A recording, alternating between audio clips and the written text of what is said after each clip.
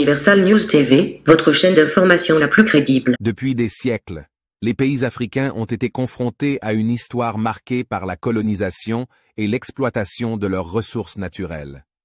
Bien que de nombreux pays aient accédé à l'indépendance au cours du XXe siècle, un débat persiste quant à la véritable nature de ces indépendances. Certains soutiennent que la France, ancienne puissance coloniale, a en réalité confisqué la souveraineté des nations africaines nouvellement indépendantes, en maintenant une influence économique, politique et militaire significative. Mais comment la France a-t-elle confisqué la souveraineté des pays africains à travers de fausses indépendances? Quels sont les mécanismes qui auraient permis à la France de maintenir son emprise sur ces anciennes colonies africaines? Décryptage de la situation avec Alain Saint-Pierre. La colonisation française en Afrique a débuté au XIXe siècle et a marqué l'histoire de nombreux pays africains. L'ambition de la France était d'étendre son empire colonial et de contrôler les ressources naturelles abondantes du continent.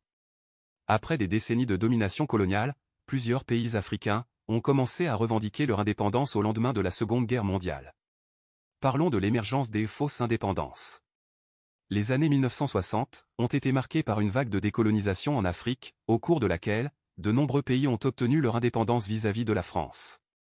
Cependant, il est argumenté que cette indépendance était en réalité superficielle et que la France a délibérément mis en place des mécanismes pour continuer à exercer son influence sur ces pays nouvellement indépendants. Parlons du maintien des liens économiques néocoloniaux. Au lieu de permettre aux pays africains de se développer économiquement et devenir réellement indépendants, la France a mis en place des accords économiques qui les ont maintenus dans une relation de dépendance économique. Des accords commerciaux déséquilibrés, des monopoles sur les matières premières, et des politiques monétaires contraignantes ont entravé la capacité des nations africaines à se diversifier économiquement et à établir des relations commerciales équitables avec d'autres pays. Parlons maintenant du rôle du franc CFA. Le franc CFA, ou franc des colonies françaises d'Afrique, a été un outil clé de maintien de l'influence française en Afrique. Cette monnaie, utilisée par plusieurs pays africains, est directement liée à l'économie française et gérée par la Banque de France. Cela signifie que les pays africains doivent déposer une grande partie de leurs réserves de change auprès de la France et suivre des politiques monétaires décidées à Paris. Cette dépendance au franc CFA a limité leur marge de manœuvre économique et leur souveraineté monétaire. Parlons de l'ingérence politique et militaire. Outre les liens économiques, la France exerce une influence politique significative sur les pays africains, intervenant souvent dans leurs affaires intérieures. Elle a soutenu des régimes favorables à ses intérêts, renversé des dirigeants qui lui étaient défavorables, et maintenu des bases militaires dans certaines régions stratégiques du continent.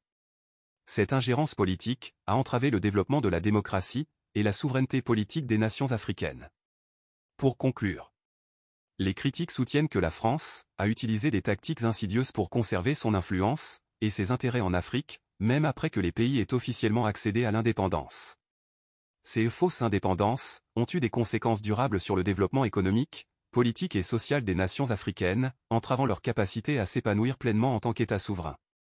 Il est essentiel de comprendre l'histoire complexe des relations entre la France et l'Afrique, pour saisir les défis actuels auxquels sont confrontés ces pays. La poursuite de l'autonomie politique et économique reste un objectif majeur pour les nations africaines, afin de surmonter les vestiges du passé colonial et de créer un avenir plus juste et prospère pour leurs citoyens. Ici, Alain Saint-Pierre, pour Universal News TV. Merci de suivre Universal News TV sur YouTube, nous vous rassurons que les informations que nous diffusons au quotidien sont suffisamment crédibles. Alors, n'hésitez pas à liker la vidéo si elle vous plaît, et si vous êtes nouveau sur la chaîne. N'oubliez pas de vous abonner et d'activer la cloche de notification pour ne pas rater nos prochaines vidéos.